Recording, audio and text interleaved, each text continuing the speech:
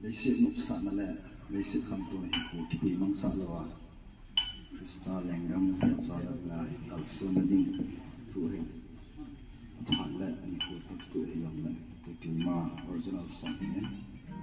cái tiền bè thì nên sự đấy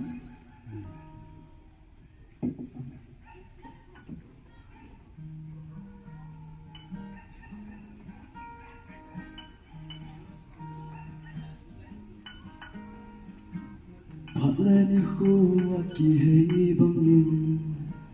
lấy sự khăn tô mang mặt trăng dinh nghề mi hiệp chỉ na dòng khăn bé dinh nghề ai hiệp Krista tại kỳ ngày nào mình tin ai bài dinh nghề đi dòng lẽ một bút na in mấy yêu kẻ đó út Krista lên gam mắt trăng là đến nắng lẽ kể một bút na ahi và nuôi lưng ngày na atam min tâm dòng lệ Jisun ati sanam lato na subil lovin lang pili adin konute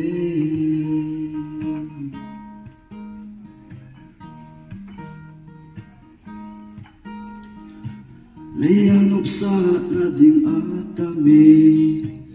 ahilum mun na dita hilo tina ay puy luting buwahi ahin Krista aking ngay vang chu tut sona tam na ahi ama building le anatung din kunu hite Krista lenggam macang na di nang leke mo pu na ahi panuy lumay na atong mintam song le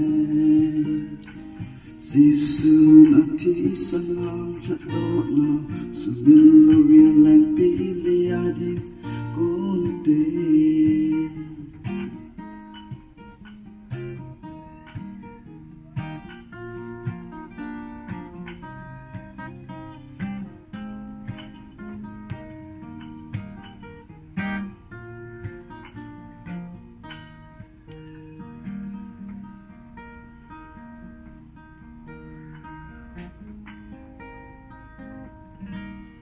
Vậy